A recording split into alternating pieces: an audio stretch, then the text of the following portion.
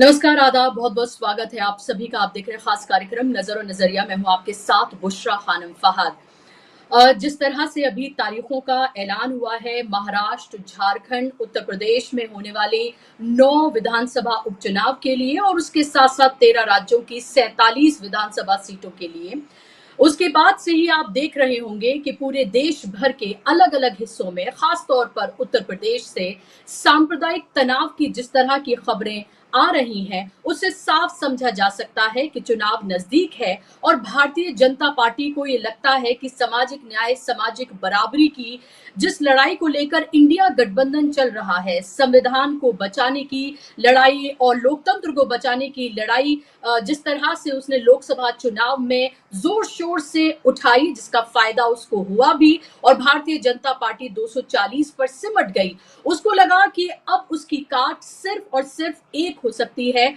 और वो है हार्ड हिंदुत्व, वो है सांप्रदायिक सियासत। यही वजह है कि बहराइच में जिस तरह से हिंसा हुई और हिंसा के बाद जो मीडिया का एक धड़ा उसने नफरत फैलाई, लगा ऐसा कि जैसे सुपारी लेकर बाकायदा तौर पर एक धर्म के खिलाफ वो नफरत परोस रहा है ताकि एक पार्टी उसकी राजनीतिक रोटियां सेक सके।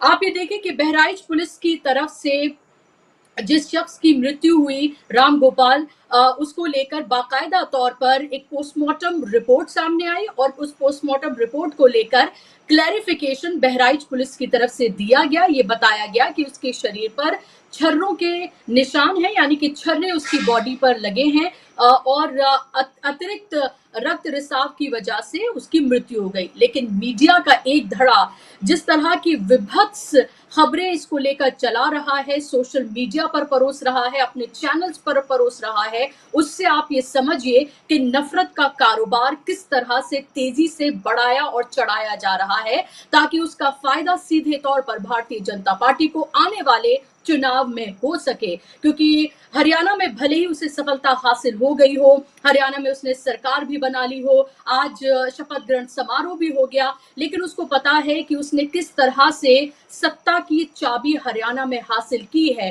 महाराष्ट्र, झारखंड और आने वाले विधानसभा के जो उपचुनाव है, खासतौर पर उत्तर प्रदेश में उसको ये लग रहा है कि लोकसभा चुनाव में जो उत्तर प्रदेश में उसे करारी शिकस्त का सामना करना पड़ा, योगी आदित्यनाथ जैसे हार्ड हिंदुत्व का चेहरा होते हुए भी, राम मंदिर जैसा इशू होते हुए भी, 370 और राष्ट्रवाद का इशू होते हुए भी भारतीय जनता पार्टी उत्तर प्रदेश जैसी जगह से बुरी तरीके से पिछड़ गई, हार गई, यहां तक कि अयोध्या भी हार गई। और उसके बाद उसे अब साफ तौर पर यह लग रहा है कि उसे अगर आने वाले चुनाव में सत्ता हासिल करनी है, उसे अगर जीत हासिल करनी है, तो उसके पास सिर्फ एक हथकंडा है और वो है सिर्फ और सिर्फ सांप्रदायिक सियासत का। यही वजह है कि जो बीजेपी आईटी सेल है या इसके अलावा जो बीजेपी के नेता हैं, आप सोशल मीडिया से लेकर तमाम चैनल्स पर आप ये देखिए कि बहराइच के इस मुद्दे को, जो कि अब उसके बाद हमने देवरिया में भी देखा किस तरह से सांप्रदायिक तनाव वहां पर हुआ, महाराष्ट्र के रत्नागिरी में भी देखा, झारखंड के भी कई इलाकों में देखने के लिए मिल रहा है, बिहार के भी कई इलाकों में, यानी कि जहां जहां चुनाव होने जा रहे हैं वहां वहां आप ये देखिए कि सांप्रदायिक तनाव किस तरह से किया जा रहा है और ये कहा जा रहा है कि कटोगे तो बटोगे, ये कहा जा रहा है कि तो 80-20 की सीधे सीधे तौर पर ये बात है। इस तरह की तमाम बातें फिर से जोर शोर से, बाकायदा तौर पर कोई फ्रिंज एलिमेंट नहीं बल्कि भारतीय जनता पार्टी के विधायक और नेता सोशल मीडिया से लेकर तमाम मीडिया चैनल्स और अपने बयानों में कहते हुए नजर आ रहे हैं। मैं आपको ताजा अपडेट बहराइच के इस मामले पर मैं आपको दे दूं। अभी की खबर के मुताबिक राम गोपाल मिश्रा, जिसकी गोली लगने की वजह से मृत्यु हुई थी, उसमें बताया जा रहा है कि पुलिस के मुताबिक और एसटीएफ के मुताबिक कि जो आरोपी थे, उन आरोपियों में से सरफराज और तालिब, इन दोनों को पुलिस की इनके साथ मुठभेड़ हुई है और इन दोनों का एनकाउंटर कर दिया गया है। सीधे तौर पर एनकाउंटर में जाहिर सी बात है गोलियां मारी गई हैं, दोनों बहुत बुरी तरीके से जख्मी है, अस्पताल में भर्ती कराया गया है पुलिस के मुताबिक। और पुलिस और एसटीएफ का ये जॉइंट ऑपरेशन था और इसमें ये बताया जा रहा है कि भागने की कोशिश नेपाल की तरफ कर रहे थे जिस वक्त ये मुठभेड़ हुई, एनकाउंटर किया गया और दोनों के पैर में गोली लगी है और भी शायद जगहों पर गोली लगी है। अस्पताल में फिलहाल गंभीर हालत में इनको अभी भर्ती कराया गया है। लेकिन इस सब के बीच मैं आपको ये बताऊं कि इंडिया गठबंधन लगातार सामाजिक न्याय, सामाजिक बराबरी का जो मुद्दा है, इसको लेकर सवाल खड़े कर रहा है। आज संजय राउत ने महाराष्ट्र में प्रेस कॉन्फ्रेंस की और प्रेस कॉन्फ्रेंस करके उन्होंने सुप्रीम कोर्ट पर, न्याय प्रक्रिया पर उन्होंने गंभीर आरोप लगाए हैं, सवाल खड़े किए हैं ईवीएम को लेकर, और उन्होंने कहा कि जिस तरह से हमारी पार्टी को या एनसीपी को दो हिस्सों में तोड़ दिया गया और तब से लेकर अब तक हम न्याय की गुहार लगा रहे हैं, हमें न्याय नहीं मिला है। और वहीं उन्होंने ये भी कहा कि जहां से सबसे ज्यादा न्याय की उम्मीद लगाई जाती है, यानी कि सुप्रीम कोर्ट, वहां से शायद हमें कभी न्याय या इंसाफ नहीं मिलेगा। इस तरह के गंभीर सवाल खड़े किए हैं सुप्रीम कोर्ट के ऊपर संजय राउत ने। और मैं आपको सुनवाऊंगी संजय राउत ने क्या कुछ कहा है, लेकिन उससे पहले मेरे साथ जो मेहमान जुड़ गए हैं उनसे आपका तारुफ कराना चाहूंगी। स्क्रीन पर आप मेहमानों को ले आइए और फिर उसके बाद मैं सुनाऊंगी आपको कि संजय राउत ने आज क्या कुछ कहा है। आप देख सकते हैं मेरे साथ अनुमा आचार्य जी जुड़ गई हैं, कांग्रेस पार्टी की स्पोक्स पर्सन है और तेज तरह स्पोक्स पर्सन है, बहुत बेबाकी से अपनी बातों को वो रखती हैं। मेरे साथ पॉलिटिकल एनालिस्ट जाना माना चेहरा बिलाल सब्जवारी जी भी जुड़ गए हैं और एक और मेहमान कुछ ही देर में मेरे साथ जुड़ेंगे। आप दोनों का बहुत बहुत स्वागत, इस्तकबाल। अनुमा जी, इससे पहले मैं ये सुनाऊं दर्शकों को कि आज संजय राउत ने किस तरह से सुप्रीम कोर्ट और इंसाफ की जो पूरी प्रक्रिया है उसको लेकर गंभीर सवाल उठाए हैं। लेकिन उससे पहले जो पूरे देश में जिस तरह का सांप्रदायिक तनाव देखने के लिए मिल रहा है, कोई भी त्योहार हो, वो त्योहार खुशियां बांटने का 2014 से पहले त्योहार हुआ करते थे, जहां आपस में मिल बैठकर खुशियां मनाते थे और खुशियां एक दूसरे के साथ साझा करते थे। लेकिन अब आप ये देखिए कि 2014 के बाद जो भारतीय जनता पार्टी का हिंदुत्व है, जहां पर वो 80-20 की बात करते हैं, जहां पर वो ये कहते हैं कि एकजुट हो जाओ वरना किस तरह से तुम्हारा क्या हाल किया जाएगा, इस तरह की तमाम बातें करते हो, और उसके बाद हम देखते हैं मुस्लिम मोहल्लों या उनकी धार्मिक दरसगाहें जो है मुसलमानों की, उनके बाहर जाकर किस तरह के डीजे की धुन पर अभद्र गाने बजाए जाते हैं और फिर हिंसा भड़कती है और फिर राम गोपाल जैसे जो लोग हैं उनको अपनी जान से हाथ धोना पड़ता है। इस सब को आप किस तरह से देख रही हैं? और दूसरा, कांग्रेस पार्टी के पास इसकी क्या काट है, आप इससे कैसे निपटेंगे? क्योंकि मोहब्बत की दुकान की बात राहुल गांधी की तरफ से की जाती है, सामाजिक न्याय की बात की जाती है, लेकिन फिर भी आप हरियाणा हार जाते हैं। जी बुशरा जी नमस्कार। मैं ये देख पा रही हूँ कि 2017 से उम्मीदें ये लगा रहे थे लोग कि इस नफरत की राजनीति को कहीं ना कहीं इसका खात्मा होगा, चाहे वो पहलू खान हो चाहे वो और लोग हो। लेकिन ये राजनीति जब जब चुनाव आते हैं तो और भी ज्यादा होती है। अब आप देखिए कि गोदी मीडिया का इसमें रोल देखिए कि एक जब कर्नाटक में हिजाब का मसला उठा, उस समय उत्तर प्रदेश के चुनाव चल रहे थे, तो ये ऐसा सोचते हैं भारतीय जनता पार्टी वाले कि हम कहीं पर एक तरफ कुछ करेंगे और उसका असर दूसरे राज्य में होगा। वैसा शायद होता भी नहीं, लेकिन गोदी मीडिया नाम का जो तंत्र है वो ये सोचता है कि इसे हम मास्टर स्ट्रोक बताएं, लोगों को कन्विंसिंग तरीके से ये बताएं कि ऐसा वहां हो रहा है, हमारे यहाँ ना हो। एन चुनाव के मौके पर ये होता है और मुझे ऐसा लगता है कि इनके पास जैसे एक अच्छा, मैं अच्छे उदाहरण से बता रही हूँ कि अच्छा बागीचा होता है जिसमें गर्मियों के पहले गर्मियों के पौधे लगा दिए जाते हैं, उसके बाद कुछ सदाबहार पौधे रखे जाते हैं कि जिससे वो बना रहे, और उसके बाद सर्दियों में सर्दियों के पौधे थोड़ा पहले लगाए जाते हैं, लगातार बगीचा हरा रहता है। अब इसको इस गलत उसमें देखिए, नफरत की राजनीति में एक तो परमानेंट नफरती बीज इनके पास है, परमानेंट नफरती पौधे हैं जो कि आरएसएस की विचारधारा है, और वो हमारे बचपन से भी लगातार अफवाहों के जरिए लोगों को छोटे छोटे पत्र पोस्ट कार्ड आ जाते थे कि देखिए ऐसा है, सुभाष चंद्र बोस जी को इंदिरा जी की सरकार ने मारा। इस तरह के पोस्ट कार्ड आया करते थे उस समय। अफवाहों का इनका सिलसिला तब से जारी है। तो अब वो जो नफरती चीजें हैं उसमें एक परमानेंट नफरत है। हमारे प्रधानमंत्री जब जहां पर चुनाव होता है वहां पर एक आध नफरती भाषण दे देते हैं, कहीं वो कपड़ों से पहचानने लग जाते हैं, कहीं वो कहते हैं ज्यादा बच्चे जिनके हैं उनको दे दिया जाएगा। तो वो एक उनका मौसमी पौधा जो है चुनावों के समय आता है। आरएसएस लगातार नफरत फैलाती है। और इस नफरत के भी अलग अलग तरीके के जहर हैं। कोई सांप का जहर है, कोई पेस्टिसाइड का जहर है, कोई दूसरे तरह का जहर है।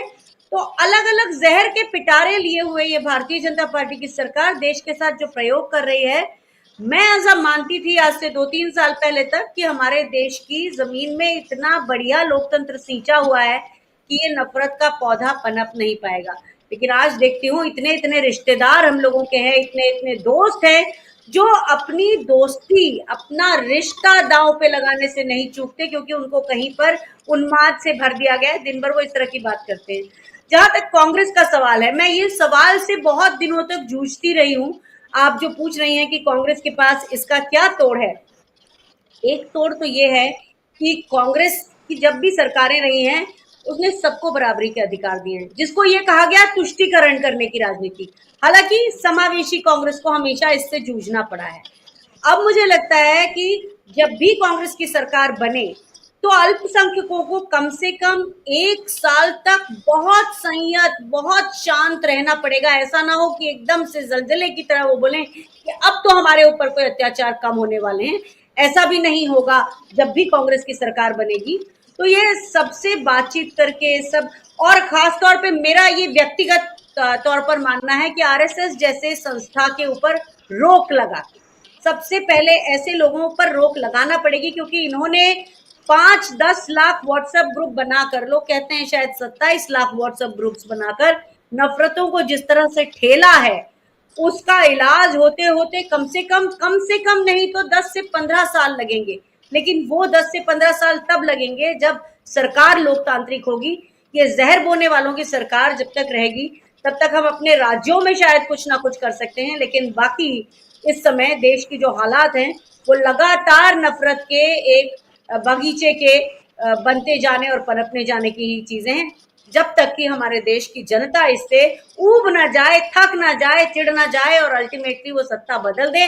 लेकिन उसमें भी इतना सारा टेक्निकल ग्लिच है जो आपने और हमने सबने हरियाणा के चुनाव में देखा है। जी बुशरा जी। जी, बिल्कुल। और अभी ये सवाल बेहद गंभीर और महत्वपूर्ण हो चले हैं। डॉक्टर सुनीलम मेरे साथ जुड़ गए हैं, पॉलिटिकल एनालिस्ट हैं, जाना-माना चेहरा हैं। डॉक्टर सुनीलम, आपका भी स्वागत, इस्तकबाल। बिलाल साहब, मैं आपके पास आऊँ उससे पहले डॉक्टर सुनीलम, क्योंकि वो कहीं पर है, उन्हें जाना है, इसलिए मैं उनसे सवाल पूछना चाहूँगी। डॉक्टर सुनीलम, आप ये तमाम खबरें आप ये देख रहे हैं, बहराइच से लेकर देवरिया में भी तनाव, इसके अलावा भी देश के अलग-अलग हिस्सों से जिस तरह से सांप्रदायिक तनाव की जो खबरें आ रही हैं, और उसको सेंटर में रखकर जो एक गंदा सांप्रदायिक राजनीतिक खेल खेला जा रहा है, जिसमें मीडिया के जो बड़े-बड़े चेहरे हैं, वो मोहरे बनकर सामने आ रहे हैं। वो ना सिर्फ अपने चैनल बल्कि अपने सोशल मीडिया प्लेटफॉर्म से जिस तरह की नफरतें फैला रहे हैं, चाहे पुलिस का क्लैरिफिकेशन आ जाए, चाहे कुछ भी हो जाए, लेकिन उनको जो नफरत फैलानी है वो फैला रहे हैं। और अब तक जितनी उन्होंने नफरत फैलाई है, चाहे पुलिस का क्लैरिफिकेशन आ जाए, चाहे हम जैसे प्लेटफॉर्म कितने ही इस तरह की खबरें कर लें, लेकिन अब तक तो वो लाखों जो व्हाट्सएप ग्रुप्स हैं, जिसका जिक्र अभी अनुमा जी भी कर रही थी, वो तब तक वो पहुंच चुके होंगे सब तक। और जो हिंदुओं को एकजुट करने की बात लगातार की जा रही है, जो उनका खून का दौरान बढ़ाने की जो कोशिश लगातार की जा रही है ताकि बीजेपी को इसका फायदा हो, क्या आपको लग रहा है कि 2024 लोकसभा इलेक्शन के रिजल्ट के बाद लगा था ये थोड़ा थमा है और पॉलिटिक्स जो है वो पूरी तरीके से अब डाइवर्ट हो गई है सामाजिक न्याय, सामाजिक बराबरी की तरफ? क्या आपको लग रहा है ये फिर से सांप्रदायिक सियासत की तरफ बीजेपी इसको ला रही है? क्या उसको कामयाबी मिल रही है और इस पूरे इंसिडेंट को आप कैसे देखते हैं? विश्वा जी, शुक्रिया आपका। मैं लखनऊ में हूँ, एक कार्यक्रम में हूँ। असल में जो बात आपने कही वो नफरत व्हाट्सएप ग्रुप्स जो है उससे चल के लोगों के दिमाग में चली गई है। हर परिवार में, रिश्तेदारों में, मोहल्लों में, शहरों में, एलुमनीज के ग्रुप में, कोई भी ग्रुप ऐसा नहीं है जो इस नफरत और घृणा से बच पाया है। अब इसका तोड़ क्या है ये तो बाद की बात है, लेकिन अभी जो आज हुआ वो सभी ने ये मान लिया था। जिस दिन ये घटना घटी थी उसी दिन ये मान लिया गया था, और जिनको आरोपी घोषित किया था उनकी बहन ने बोल भी दिया था कि मेरे घर से जो है मेरे पति और दोनों बेटे जो है वो लापता है, और फिर बताया कि एसटीएफ उन्हें लेकर के गई है, और एसटीएफ ने जो है अब बताया कि उनका एनकाउंटर कर दिया है। असल में एक्स्ट्रा जुडिशियल किलिंग जो है, ये स्टेट के द्वारा देश में ही नहीं, जाके कनाडा में भी कराई जा रही है, अमेरिका के अंदर भी कराई जा रही है। ये जो पूरा का पूरा पैटर्न है, अब इसको रोकने के लिए एक तो कानूनी एक तरीका है। जनता ने तो अपनी पूरी ताकत लगा दी। जनता क्या कर सकती थी? 200, जो लोग 400 पार की बात कर रहे थे, उन्हें 240 तक अगर सीमित कर दिया, तो जनता ने तो बता दिया कि हम क्या चाहते हैं। जब अयोध्या के अंदर या 17 ऐसे धार्मिक स्थलों पर जब हरा दिया चुनाव भारतीय जनता पार्टी को या उनके एलाइज को, तो ये बता दिया कि हम क्या चाहते हैं। तो उन्होंने, जनता ने तो मैसेज दे दिया, मतदाता ने तो मैसेज दे दिया, लेकिन उस मैसेज को अगर भारतीय जनता पार्टी लेने को तैयार नहीं है, तो उससे भी और ज्यादा कड़ा मैसेज देने की जरूरत है। अब ये बात एकदम साफ है। देखिए, महाराष्ट्र के अंदर चुनाव होने हैं, झारखंड में चुनाव होने हैं, और ये उपचुनाव हैं जो पूरे देश के अंदर होने वाले हैं, और इससे भारतीय जनता पार्टी पूरी तरीके से घबराई है। हालांकि मिला होगा, लेकिन कोई बहुत ज्यादा मायने नहीं है, क्योंकि इनके जो मंत्री थे उसमें से 90% मंत्री चुनाव हार गए हैं। केवल 0.6% का 0.6% का अंतर हरियाणा के अंदर आया है, और वो भी ईवीएम को मैनेज करके। वो भी आपने देखा कि 6-7 61 से 68% तक ले जा करके तो मैसेज देने का काम किया। तो मैनेजमेंट से तो ये सरकार चलाने का काम कर रहे हैं, लेकिन जितना ज्यादा ये खूनी खेल खेल रहे हैं, मुझको लगता है कि इसका परिणाम केवल उनको ही नहीं भुगतना पड़ेगा, पूरे देश को भुगतना पड़ रहा है। क्योंकि ये तो एक एंडलेस चीज है ना। गांधी जी ने कहा था कि अगर जो है किसी ने मेरी आंख फोड़ी है और मैं उसकी दूसरी आंख फोड़ने के लिए बदले के उसके साथ में निकल जाऊं, संकल्प के साथ में, तो पूरी दुनिया अंधी हो जाएगी। तो ये जो तरीका है, वो जिस दिशा के अंदर ले जा रहे हैं, वो असल में अनार्की चाहते हैं। वो चाहते हैं कि गृह युद्ध की स्थिति बने, और वो एक जो पुलिस स्टेट है, उस स्टेट के माध्यम से वो राज करने का काम करें। लेकिन बहराइच के अभी मेरे साथी सूर्य कुमार जी मेरे को भी मिले, लखनऊ के अंदर, वहीं रहते हैं, वहीं से आए। उन्होंने कहा कि डॉक्टर साहब पूरी कोशिश कर ली, लेकिन बहराइच पूरे के अंदर नहीं फैल पाया। जहां जहां शहर के अंदर कुछ ये हुआ, लेकिन जो पूरा उनका प्रयास था वो फेल कर दिया। आप हर घटना के बाद में आप देखिए, किसी भी स्टेट के अंदर इस तरीके की घटना हो रही है, और इनका जो पूरा एजेंडा होता है कि अब पोलराइजेशन हो जाएगा, मारकाट मच जाएगी, और हम अपनी लाशों पर रोटियां जो है वो सेकने का काम कर लेंगे। लेकिन जनता उन्हें अवसर नहीं देती। अब तुरंत जो है एक तरीके से नी जर्क रिएक्शन के अंदर जो भी कुछ हो जाता है, वो तो हो ही जाता है। उसके अंदर तो विवेक काम करता ही नहीं है, उसके अंदर तो एक पागलपन काम करता है, जो कि एक कट्टरपंथियों के बीच में। लेकिन फिर भी लोग अपने विवेक से काम ले रहे हैं। मैं उम्मीद ये करता हूं कि जिस तरीके से बुलडोजर के ऊपर सुप्रीम कोर्ट ने रोक लगाने का काम किया, उस तरीके से अगर अभी तक हाई कोर्ट और सुप्रीम कोर्ट कई बार बोला है, लेकिन उसने कोई ऐसा डिसिसिव फैसला नहीं किया है कि इस तरीके की जो एक तरीके का एक्स्ट्रा जुडिशियल मर्डर्स का जो काम चल रहा है, उसको रोका जा सके। मुझे लगता है कि जब हजारों जो लोगों को गैंगस्टर एक्ट लगा करके, और उसके बाद में तमाम तरीके से इन लोगों को अगर किया गया, पैर के नीचे 1000-2000 जो है, आपको मालूम है 3-4 हजार लोगों को पैर के नीचे गोली मारने का काम जब हुआ, तमाम सारे हजारों के अंदर एनकाउंटर हुए, तभी इसके अंदर जो है वो जुडिशरी को रोकने का काम करना चाहिए। अभी तक उसने नहीं रुकी। तो हम ये भी एक बात बार बार ये देख रहे हैं कि किस तरीके से हमारा जो पूरा जुडिशियल सिस्टम है, अब वो भी कैसा फेल होता हुआ दिखलाई पड़ रहा है। जो कुछ भी वो करने की स्थिति में होते हैं, वो भी नहीं करते हैं, और इसकी जवाबदेही तो पूरी की पूरी न्यायपालिका के ऊपर आएगी ही। अगर कोई व्यक्ति, ये बात जो बुलडोजर के केस के अंदर आई कि अगर कोई व्यक्ति अपराध करता है, तो उसकी अपराधी की जो पूरी सजा है वो पूरे परिवार को नहीं दी जा सकती, उसके घर पर बुलडोजर नहीं चलाया जा सकता। उसी तरीके से अगर किसी व्यक्ति ने अपराध किया है, तो आपको उसे न्यायालय में ले जाना पड़ेगा। नंबर एक, उसका एनकाउंटर नहीं हो सकता। नंबर दो, उसके परिवार के लोगों का एनकाउंटर नहीं हो सकता।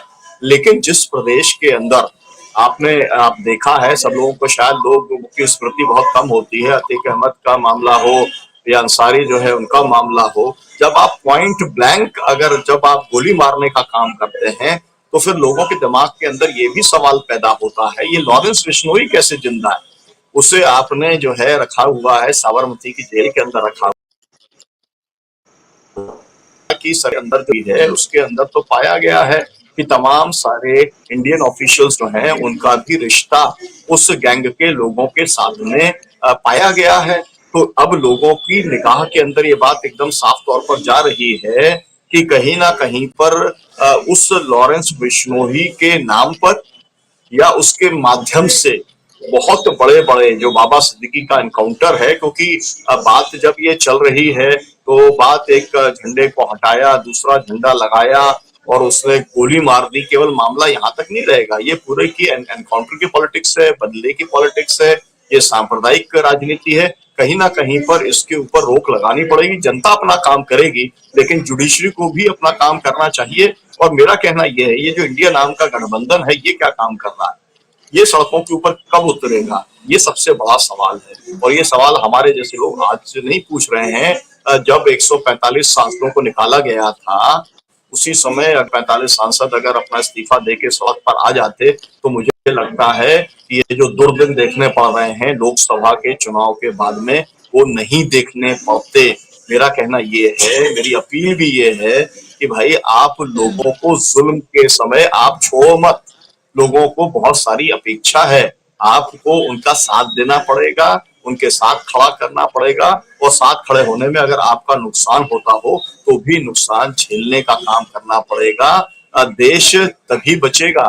गांधी जी ने नोआखली में जाकर के दंगाइयों के बीच में जाके अपनी जान को दांव के ऊपर लगा करके उन्होंने तब दंगे रुकवाने का काम किया था। तो कई कुछ ना कुछ लोगों को तो आगे आना पड़ेगा। मुझे ऐसा लगता है कि मुख्य तौर पर ये वाली बात है कि ये जो हिंसा की राजनीति है, नफरत की राजनीति है, जो ये घृणा की राजनीति है, इसके ऊपर कैसे रोक लगे।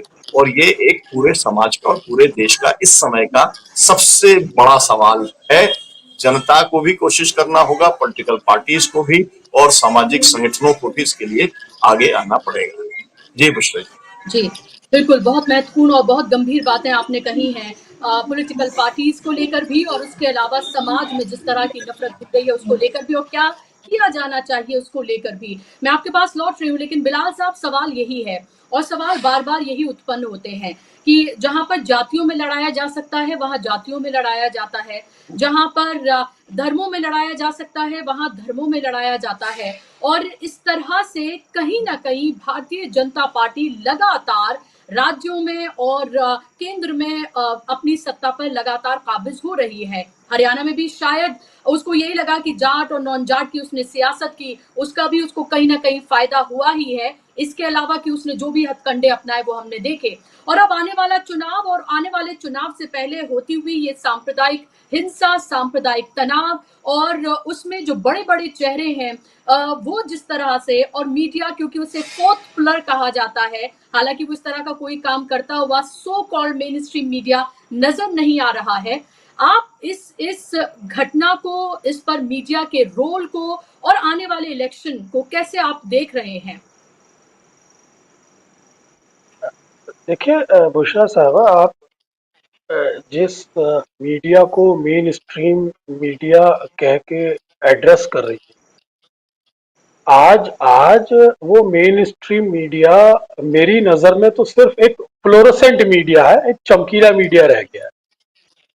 और उसको मेन स्ट्रीम मीडिया कह के उसकी रेलेवेंस या उसको इम्पोर्टेंस देना मैं मुनासिब नहीं समझता। आज जिस डिजिटल प्लेटफॉर्म पर आप बात कर रही हैं या हम आपसे बात कर रहे हैं, जनता तक हमारी बातें पहुंच रही हैं। ये जो डिजिटल मीडिया है और ये जो डेमोक्रेसी के लिए खड़ा है वो मीडिया, जो कॉन्स्टिट्यूशनल वैल्यूज के लिए खड़ा है वो मीडिया, जो ह्यूमन राइट्स के लिए खड़ा है वो मीडिया, जो सिविल लिबर्टीज के लिए खड़ा है वो मीडिया, जो जर्नलिज्म या जर्नलिस्टों के राइट के लिए खड़ा है, वो मीडिया ही आज मेन स्ट्रीम मीडिया है। और जो जिसको एक परसेप्शन में मेन स्ट्रीम मीडिया कहा जाता है, वो वास्तव में एक चमकीला मीडिया है, या कहिए कि एक एक एक क्रोनी कैपिटलिज्म का एक पपेट है, या ये कह सकती हैं आप। बेसिकली मुल्क के अंदर जो कम्युनलिज्म को मैग्नीफाई करता है, वो यही फ्लोरोसेंट मीडिया करता है, जो लोगों को भड़काने का काम करता है। सांप्रदायिक शक्तियां जरूर अपनी मंशा को लेकर समाज के अंदर जहल घोलने का काम कर रही है, लेकिन जब ये क्रोनी कैपिटलिज्म से ग्रस्त मीडिया उनकी इंटेंशन के साथ खड़ा हो जाता है, या कहिए उनका पॉलिसी पार्टनर बन जाता है, कॉमनल पॉलिटिक्स करने वालों का पॉलिसी पार्टनर बन जाता है, तब ये सांप्रदायिकता एक मैग्नीफाई होके लोगों के जहन पे काम करने लगती है। तो इसलिए आपने देखा होगा कि सुप्रीम कोर्ट के इस संबंध में दिशा निर्देश भी थे कि जो लोग कॉमनल डिबेट्स करा रहे हैं टेलीविजन पे, या जो लोग कॉमनल बयानबाजी कर रहे हैं, या कोई नेता कॉमनल बयानबाजी कर रहा है, तो सुप्रीम कोर्ट की ये स्टैंडिंग ऑर्डर थे कि उनके खिलाफ स्टेट को एफआईआर करनी चाहिए, और इसकी मॉनिटरिंग स्टेट की मॉनिटरिंग जुडिशियल सिस्टम में उन्होंने हर स्टेट के चीफ जस्टिस को दी थी। लेकिन अभी तक ऐसी कोई घटना हमें होती हुई नजर नहीं आ रही जहां उसके इम्प्लीमेंटेशन को देखा जा सकता है। तो एक तो ये बात होगी जो आपने सवाल किया था। दूसरा मैं कहना चाह रहा था कि मैं बिल्कुल एक अलग एंगल लेना चाह रहा हूं, क्योंकि डॉक्टर सुनीलम ने ज्यादातर सभी बातें रख दी हैं, और अनुपमा जी ने भी एक दूसरे एंगल से बात रखी थी। लेकिन मैं ये चाहता हूं कि ये जो लड़ाई परसेप्शन में हमें बजाहिर हिंदू मुस्लिम लड़ाई जा रही है, इस लड़ाई के लार्जर डिजाइन को लोगों तक पहुंचाने की जरूरत है। इस लड़ाई के लार्जर डिजाइन को, इस लड़ाई के लार्जर इंटेंशन को लोगों तक पहुंचाने की जरूरत है।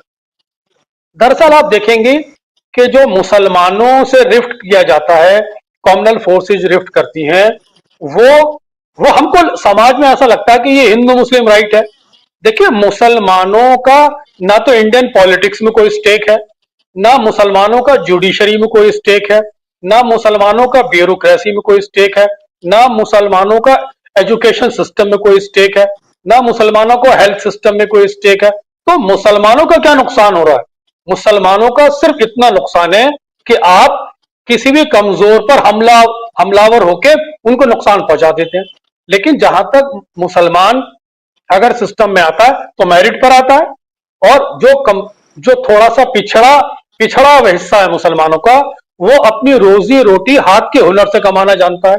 दरअसल जो आरएसएस का जो डिजाइन है, ये इस हिंदू मुस्लिम की आड़ में जो शेड्यूल कास्ट, शेड्यूल ट्राइब, पिछड़ा, अति पिछड़ा, दलित, महादलित, आदिवासी, इनके जो अधिकार हैं उनको हिंदू बनाकर उन पर डाका डालता है। आपने देखा होगा, बात हिंदू मुस्लिम की करते हैं और 69,000 शिक्षा भर्ती घोटाला कर लेते हैं। आपने देखा होगा आरक्षण पे डाका डालते हैं। जो जातियां हैं उनके आरक्षण को डाका डालने का यह डिजाइन है सांप्रदायिकता। इसमें लगता है कि हम मुसलमानों को नुकसान पहुंचा रहे हैं। वास्तव में जो देश का पिछड़ा वर्ग है, अति पिछड़ा वर्ग है, आदिवासी है, दलित है, महादलित है, उसको जो रिजर्वेशन प्राप्त है, उसके रिजर्वेशन पे डाका डालने की बात है कि पूरा हिंदू मुस्लिम एनवायरमेंट क्रिएट करो, जातियों को हिंदू बनाओ और वो अपने अधिकार भूल जाए। उनसे कहो वो कावड़ लेके चले, हमारा बच्चा लंदन पढ़ेगा। उनसे कहो वो त्रिशूल उठाए, हमारा बच्चा स्कूल जाएगा। अगर आप मुसलमानों को डिस्टर्ब करके या मुसलमानों को तकलीफ पहुंचाकर पिछड़ों के साथ कोई इंसाफी कर रहे हो, या उनका बौद्धिक उत्थान कर रहे हो, या शैक्षणिक उत्थान कर रहे हो, या सामाजिक उत्थान कर रहे हो, तब तो जस्टिफाइड है। आपने आज तक बहुसंख्यक हिंदू समाज का कौन सा दार्शनिक उत्थान कर दिया? आपने तो उन्हें और उनके एजुकेशन सिस्टम छीन लिए। आपने सरकारी स्कूल बंद करा दिए हरियाणा के अंदर। आपने रिजर्वेशन जैसे मुद्दे पर बिल्कुल वन साइडेड होकर आंख बंद कर ली। आपने देखा होगा प्राइम मिनिस्टर ऑफिस में राहुल गांधी जो बात उठाते हैं कि इस ब्यूरोक्रेसी के अंदर प्राइम मिनिस्टर ऑफिस में कितने दलित अधिकारी हैं, कितने ओबीसी के अधिकारी हैं, तो तब भारतीय जनता पार्टी जीरो हो जाती है। आप देखते होंगे कल्याण सिंह को आगे लाते हैं, आप देखते होंगे उमा भारती को आगे लगते हैं, आप देखते हैं मोहन यादव को आगे लगते हैं, आप देखते हैं विनय कटियार को आगे लगते हैं। तो ये पिछड़े वर्ग के जो समुदाय के लोग हैं उन्हें हिंदू बनाकर उनका धार्मिकरण करते हैं और उनके उन्हीं के माध्यम से उनके आरक्षण छीन लेते हैं। आपने कभी देखा इस पिछड़े वर्ग के लोगों ने कभी आरक्षण की मांग की भारतीय जनता पार्टी में रहकर? तो दरअसल लार्जर डिजाइन इसका यह है कि हिंदू मुस्लिम की गार्ड में, हिंदू मुस्लिम की आड़ में ये वास्तव में बहुसंख्यक हिंदू समाज के अधिकारों पर डाका डाल रहे हैं कॉमनल फोर्सेस, जिसको आप आरएसएस के नाम से एक प्रतीकात्मक कहते हैं। तो ये पूरी डिजाइन है और आज हिंदुस्तान की पॉलिटिक्स के अंदर जो सांप्रदायिकता है उसकी एक रियलिटी बन गई है। ये एक लंबी लड़ाई है, इसके लिए बहुत ही सूझबूझ के साथ इंडिया घटक दलों को या विपक्ष में रहने वाले सभी दलों को बहुत सूझबूझ से इस लड़ाई को लड़ने की जरूरत है। अदरवाइज भारतीय जनता पार्टी ने या कॉमनल राइट विंग फोर्सेस ने समाज के अंदर एक इतना इतना प्रदूषण कर दिया है सांप्रदायिकता का, या कॉमनल डिवाइड इतना कर दिया है कि अब ये डेमोक्रेटिक स्टेट ना होकर एक कॉमनल और एक क्रिमिनल स्टेट की तरफ बढ़ रहा है।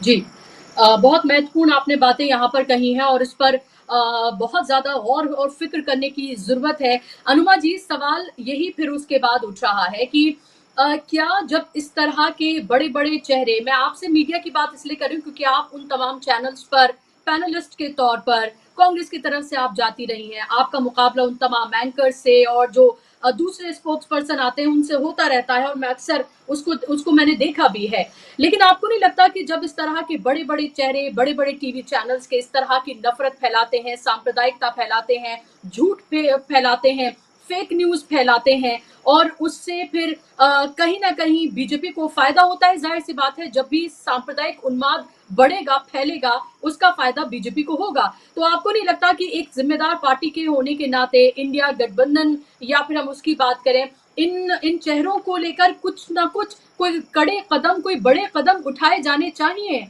कोर्ट का रुख किया जाना चाहिए या फिर इन चैनल से इनसे जवाब मांगा जाना चाहिए कि जब पुलिस ये कह रही है तो आप इस तरह से कैसे झूठ फैला रहे हैं, क्योंकि राजनीतिक नुकसान तो कहीं ना कहीं इसका आपको भी होता है।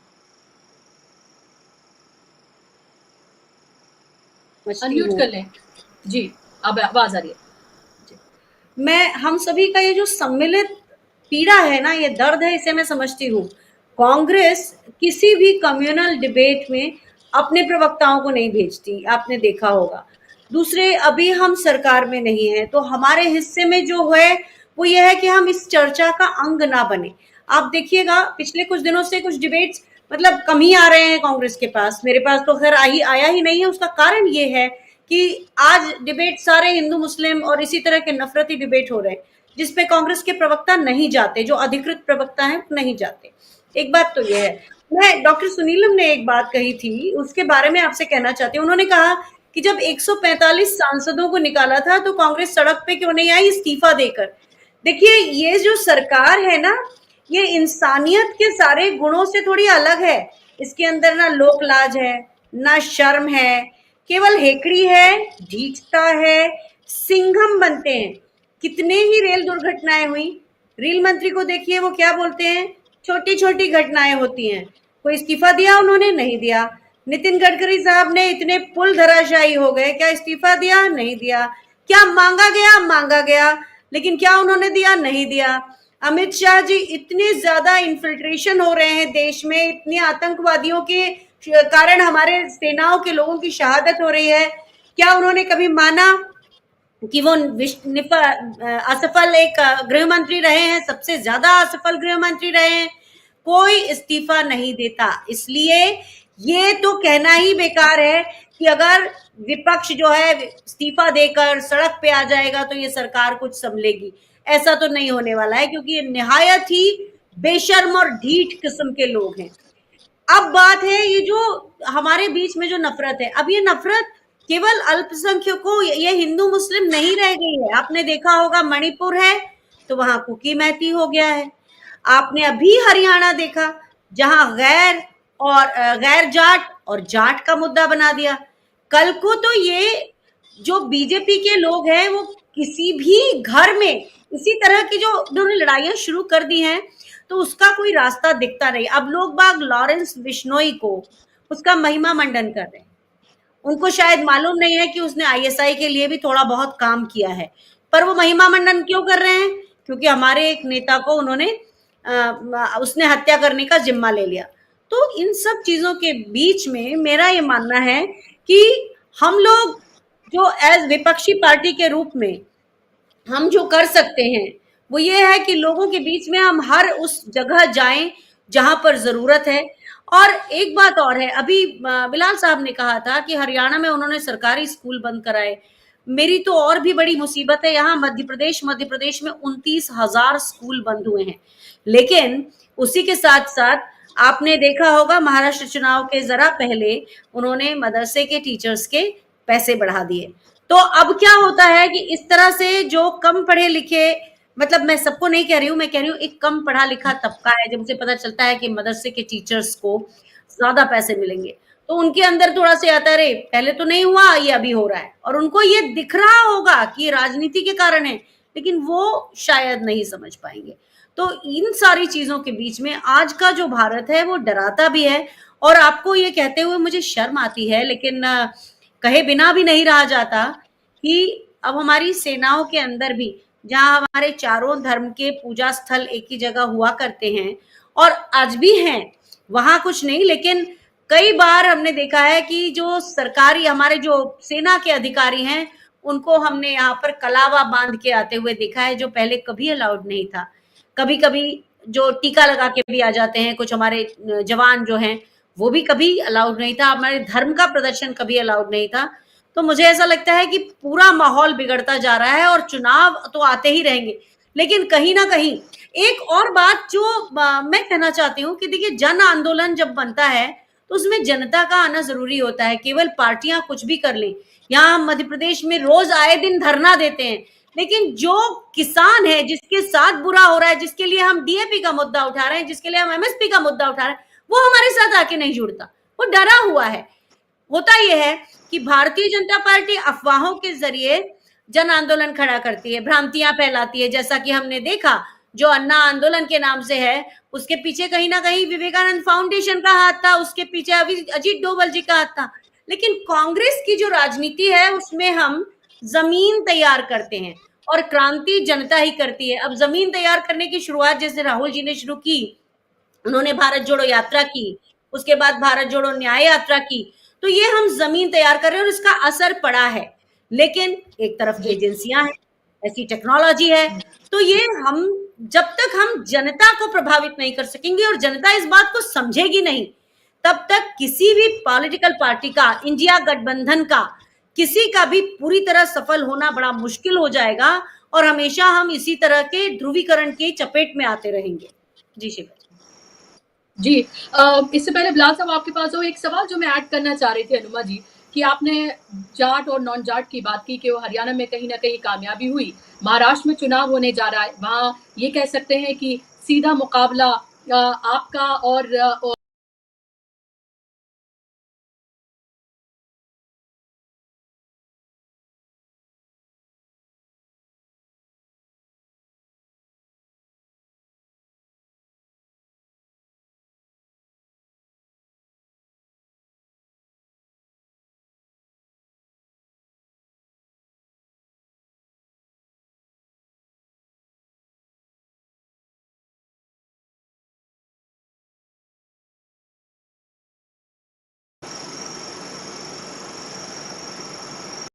जी, आपको मेरी आवाज मिली अनुमा जी?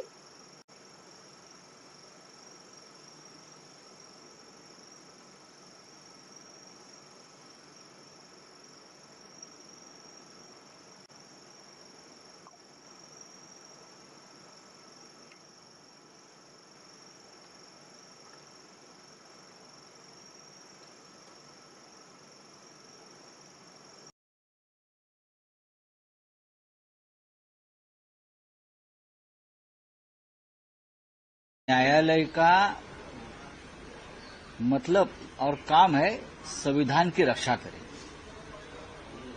संविधान को बचाए और संविधान की जो इच्छा है उस हिसाब से न्याय दे। लेकिन क्या ये हो रहा है सर्वोच्च न्यायालय में? न्याय देवता के हाथ से तलवार निकाल दिया और संविधान दिया, उससे क्या करने वाले आप लोग? संविधान को तो आप खत्म कर रहे हो। आंख पर की पट्टी खोल दी तो आप खुले आंख से भ्रष्टाचार देखते रहो और संविधान की हत्या देखते रहो। खुले आंख खोलकर देखते रहो। और उसका अनुभव हमने लिया है, हमारी पार्टी ने लिया है, शरद पवार साहब ने लिया है। एक संविधान के खिलाफ बनी हुई सरकार महाराष्ट्र में सर्वोच्च न्यायालय ने आंख पर पट्टी बांधकर ये सरकार चलाई। 2 साल तक तारीख पे तारीख निर्णय नहीं दिया। ऐसे बहुत से निर्णय हैं जो संविधान के हिसाब से होने चाहिए थे। संविधान की हत्या तो इस देश में दर दिन होती है। तो अभी आप यहाँ पर सुन रहे थे संजय राउत को, और सीधे तौर पर उन्होंने संविधान और इस सब को लेकर उन्होंने कड़े सवाल उठाए हैं। मैं जो सवाल आपसे पूछना चाह रही थी अनुमा जी, वो सवाल ये कि जब जाट नॉन जाट हरियाणा में हो सकता है तो मराठा और गैर मराठा महाराष्ट्र में भी हो सकता है, और आपको फिर उसी तरीके से वही तमाम तरह की समस्याएं आपको भी आपके सामने भी आ सकती हैं। तब फिर आप क्या करेंगे? क्योंकि बीजेपी तो यही करेगी, लेकिन आपके पास इसकी काट क्या है? ये सवाल फिर से लोग पूछेंगे। हमारे जो कार्यकर्ता हैं वो भी काफी जागरूक हो गए हैं। हम घर घर जाएंगे, हम एक एक घर में जाएंगे और लोगों को समझाएंगे, क्योंकि लोग भी इन चीजों के कारण केवल भ्रम में आते हैं। ऐसा नहीं है लोग समझते नहीं है, लेकिन वो उनके पास कोई बंदा अगर जाके उन्हें कन्विंस करे तो वो समझते हैं इस बात को। और कई बार मैंने देखा है, यहाँ हमारे मध्य प्रदेश में तो पिछले 22-25 साल से बीजेपी की सरकार है, पर यहाँ का भी इंसान जो है वो बताने पर समझता है और उसे भी समझ में आने लगा है। तो मैं ऐसा मानती हूँ कि हमारा कार्यकर्ता एक एक घर में जाके लोगों से संवाद स्थापित करेगा। हमारा पहले भी चूल्हे तक का रिश्ता रहा है, ये बीच में जो लोगों ने डिस्कनेक्ट किया उसके कारण ही इतना सारा खामियाजा कांग्रेस को भी भुगतना पड़ा। लेकिन चूंकि कांग्रेस का काडर पूरे एक एक भारत के एक एक राज्य में, एक एक शहर में, एक एक गांव, एक एक जनपद, एक एक पंचायत में है, तो मैं ऐसा मानती हूं कि जिस तरह से अब कांग्रेस का कार्यकर्ता जागरूक होकर लोगों तक पहुंच रहा है और पहुंचता जाएगा, लोग भी इस भ्रांति से बाहर आएंगे। क्योंकि ये हर बार अब कितना लड़ेंगे, लोग भी तो इससे थकेंगे ही ना। आखिर ये राजनीति बार बार नहीं चलती। आज आप देखिए, पहले तो हम नेशनल लेवल पर ही इतना हमने हेट फैलाया, आज हम इंटरनेशनली भी कुछ अच्छा थोड़ा ही कर रहे हैं। हमारी डिप्लोमेसी भी जो है वो फेल हो रही है। हम वहां भी सोच रहे हैं कि अगर हम ये हेकड़ीबाजी की राजनीति करेंगे तो वही सबसे सही चीज है। तो अब जिस तरह से दुनिया को समझ में आने लगा, यही दुनिया के लोग शुरुआती दौर में, आप देखिए 2016-17 में लोग बाग बहुत अच्छा मानते थे। बराक ओबामा को हमने देखा कि वो बड़ा अपना दोस्त बताने लगे थे प्रधानमंत्री नरेंद्र मोदी को, और उन्होंने ही अब उनके खिलाफ बोला। तो ऐसा हम मानते हैं कि जो कलेक्टिव लोगों की सोच है उसमें फर्क पड़ रहा है। अगर वो इंटरनेशनली पढ़ रहा है तो नेशनली पढ़ ही रहा है। लेकिन कहीं ना कहीं मैं ये मानती हूँ, देखिए ये मेरा हो सकता है व्यक्तिगत मानना हो, कि जो हमने खबर सुनी थी बहुत सारी ईवीएम गायब हैं, आप ये कह सकती हैं कि आप एस्केप रूट ढूंढ रही हैं। जी नहीं, बिल्कुल भी नहीं। पर मैं ऐसा मानती हूं कि इस सब से कहीं ना कहीं हमको उसके लिए आंदोलन करना पड़ेगा, जिससे चुनाव जो हैं वो बहुत ही लोकतांत्रिक तरीके से हों। और लोग जो होते हैं ना वो बदलाव चाहते हैं। मैं एक चीज कहूंगी बुशरा जी, जब लोग कहते हैं गैर जाट के कारण हार गए, जी नहीं, ऐसा नहीं होता। हम लोगों की बुद्धि पर सवाल उठा रहे हैं कि वो केवल इन्हीं चीजों को समझते। इतना गूढ़ कोई नहीं सोचता, वो सिर्फ अपने हालात देखते हैं, अपने आसपास की चीजों को वो भी बदलना चाहते हैं। वो जानते हैं लोकतंत्र की ताकत। तो मुझे लगता है गेम कहीं कुछ और होता है, और लोग जो हैं वो अगर बदलाव चाहते हैं तो वो बदलाव करके दिखाते हैं। लोग एक रास्ता से तो आप दाल रोटी ही रोज नहीं खा सकते, आप एक सरकार के साथ कैसे जाएंगे? तो लोगों को भी हमको उनका ड्यू देना चाहिए, और जो टेक्नोलॉजी की तरफ खामियां हैं उनकी तरफ भी फोकस करना चाहिए। उसे हर बार लॉजिक देकर नहीं मिटा देना चाहिए कि कांग्रेस के अंदर इन फाइट थी या इंडिया गठबंधन आपस में नहीं आया। इसको आप एक तरफ रखिए, ये कारण है, लेकिन इसके अलावा लोगों की भी तो एक सोच है। लोकतंत्र में रहने वाले लोग हैं, बरसों बरस रहे हैं, वो भी बदलाव चाहते हैं, तो वहां हमें टेक्नोलॉजी की कोई ना कोई खामी है, उसके ऊपर भी इशारा करना पड़ेगा, उसके लिए भी आंदोलन करने पड़ेंगे बुशरा जी। किस चीज को लेकर करने की जरूरत है, जिसको लेकर लगातार तमाम लोग सवाल उठाते रहे हैं। इससे ज्यादा संशय पूरी जो चुनावी प्रक्रिया है और चुनावी प्रक्रिया में जो सबसे बड़ा रोल है जिसका, वो है ईवीएम, उसको लेकर जितने उठे हैं उतने शायद कभी नहीं उठे होंगे। तो चुनाव में हार जीत हो जाए उसके बाद इन मुद्दों को उठाया जाए, या फिर ये लिस्ट है उन 20 विधानसभाओं की, वो पहुंचाई जाए, सुप्रीम कोर्ट के निर्णय का इंतजार किया जाए, इसके साथ साथ आंदोलन करने की भी जरूरत है और इसको जोर शोर से तब तक उठाने की जरूरत है तब तक आपको नहीं लगता कि फ्री एंड फेयर इलेक्शन हो पा रहा है या नहीं। आखिरी सवाल मेरा आपसे बिलाल साहब, संक्षेप में आपसे मैं जानना चाहूंगी कि क्या आपको ये लग रहा है कि देखिए ईवीएम का मसला तो अभी भी बना हुआ है, लोगों को ये इंतजार है कि सुप्रीम कोर्ट का इसको लेकर कोई बड़ा फैसला करता है, खासतौर पर हरियाणा के हवाले से भी लोगों को इंतजार है। और वही सियासत मराठा नॉन मराठा की, हिंदू मुस्लिम की, ये सब की सब सियासत जो है वो करने की कोशिश फिर से की जाएगी। 80-20 की बात की जाएगी। नरेंद्र मोदी ने तो एक तरह से, और आरएसएस ने आगे आने वाले चुनाव की टोन भी सेट कर दी है। उन्होंने ये साफ तौर पर कह दिया है कि आप कटेंगे तो आप बटेंगे, इसलिए आपको एकजुट होना चाहिए। हिंदू राष्ट्र की वो बात कर रहे हैं। ये सब चीजें क्या आपको लग रहा है आने वाले इलेक्शन में काम करती हुई नजर आएंगी, या आपको लगता है कि लोगों को रोजी रोटी, रोजगार, ये तमाम मुद्दे, संविधान, लोकतंत्र को बचाना और जो सिंपैथी है वो कहीं ना कहीं उद्धव ठाकरे और शरद पवार की तरफ जाती हुई आपको नजर आएगी, महाराष्ट्र की खासतौर पर बात करें? देखिए बुशरा साहबा, ये जो रिलीजियस सेंटिमेंट होता है, ये इतना इतना स्ट्रांग और इसकी कॉर्ड इतनी सेंसिटिव होती है कि ये जो हिंदुस्तान का जो लोकतंत्र है और उसका जो सफर है, और उसके उस सफर के अंदर जो भारत के चुनाव की पृष्ठभूमि है, जिस तरह से समय समय पर यहाँ पे चुनाव होते, उसके पर नजर डालें तो आप बहुत आसानी से उस परिणाम की तरफ पहुंच सकती हैं, उस दिशा को पकड़ सकती हैं कि सांप्रदायिकता बौद्धिकता पे हावी हो जाती है। और जब धार्मिक उन्माद या धार्मिक भावनाओं को भड़काया जाता है तो बुद्धि काम करना बंद कर देती है। वो मेरे को एक शेर याद आ जाता है कि गैर मुमकिन है सुलझ जाए ये गुत्थी, अहले दानिश ने बड़े सोच के उलझाई है। तो अहले दानिश की जो सिफत होती है वो उसकी आमतौर पर सिफत ये मानी जाती है कि वो समस्या का सलूशन देता है, और ये उसकी पॉजिटिविटी का एक कैरेक्टरिस्टिक है अहले दानिश की। लेकिन जब अहले दानिश ही किसी चीज को उलझा के रखना चाहते हैं तो फिर कैसे सुलझाए मसला।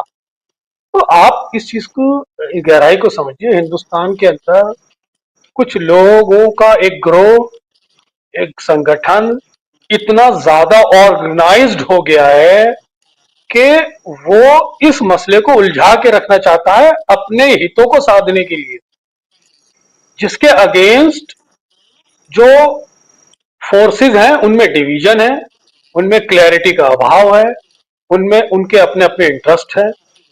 इसलिए मैंने आपको एक बहुत बड़ी डायमेंशन में इंडियन कॉमनल पॉलिटिक्स का जो बेसिक फिलॉसफी वो बताई थी कि ये basically schedule caste, schedule tribe, पिछड़ा अति पिछड़े के अधिकारों पर डाका डालने के लिए लड़ी मुसलमान के नाम पे जा रही है। तो बड़ी लड़ाई वो है जिसमें पिस मुसलमान रहा है। तो इसमें पिछड़े वर्ग के लोगों को, दलित वर्ग के लोगों को, आदिवासी वर्ग के लोगों को, अति पिछड़ों को और महादलितों को खड़ा होने की जरूरत है कि वास्तव में लग रहा मुसलमान की लड़ाई नुकसान रहा है, ये नुकसान वास्तव में उनका हो रहा है और मुसलमान का कोई नुकसान नहीं है। मुसलमान अपनी रोजी रोटी कमाने में सक्षम है, मुसलमान अपनी आजीविका कमाने में सक्षम है, मुसलमान जो सिस्टम में आता है मेरिट पर आता है। लार्जर लड़ाई इस समाज का वो बहुसंख्यक हिंदू है उसको कॉमनलाइज करने की है, ताकि वो अपने अधिकारों को छोड़ दे और राइट विंग फोर्सेस की जो मनुस्मृति वाली हैजीमनी है ब्राह्मणवाद की, वो स्थापित हो जाए। ये पूरी लड़ाई का डिजाइन है। इसको जब तक जी पिछड़ी जाति के लोग, अति पिछड़ी जाति के लोग, दलित, महादलित, आदिवासी गहराई से नहीं समझेंगे, जिसको किसी हद तक अंबेडकर स्कूल ऑफ थॉट ने समझा भी है, लेकिन पॉलिटिकल स्वार्थ हर आदमी के अपने इतने ज्यादा आड़े आते हैं कि वो इस लड़ाई को स्ट्रीमलाइन नहीं कर पाता। इसलिए communal forces, right wing forces कामयाब हो जाते हैं। लेकिन फिलवक्त इस लड़ाई को एक लीगल डायमेंशन में लड़ने की जरूरत है। जिन लोगों ने कॉमनल बयानबाजी की, जिन लोगों ने कॉमनल बातें की, जिन लोगों ने कॉमनल हार्मनी को बिगाड़ने की बात की, उनपे तुरंत पार्टी के लीगल डिपार्टमेंट की तरफ से एफआईआर होनी चाहिए। तभी यह माना जाएगा कि राजनीतिक पार्टियों का इस लोकतंत्र में सांप्रदायिक सौहार्द सुधारने में कोई कंट्रीब्यूशन। बिल्कुल, आपने महत्वपूर्ण बात कही है कि एफआईआर की जानी चाहिए इन लोगों के खिलाफ और सोशल मीडिया पर सिर्फ ट्वीट कर देने भर से अब बात बनने वाली नहीं है।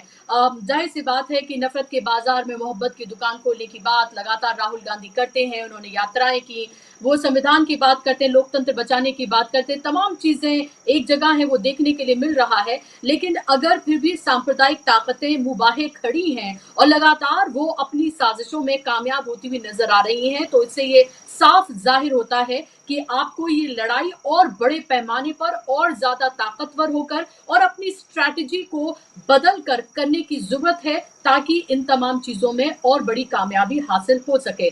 बहुत बहुत शुक्रिया अनुमा जी आपका कार्यक्रम का हिस्सा बनने के लिए, अपना कीमती वक्त देने के लिए बहुत शुक्रिया। शुक्रिया बिलाल साहब आपका भी कार्यक्रम का हिस्सा बनने के लिए।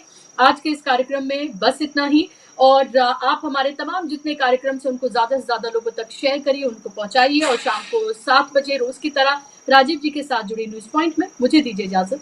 नमस्कार।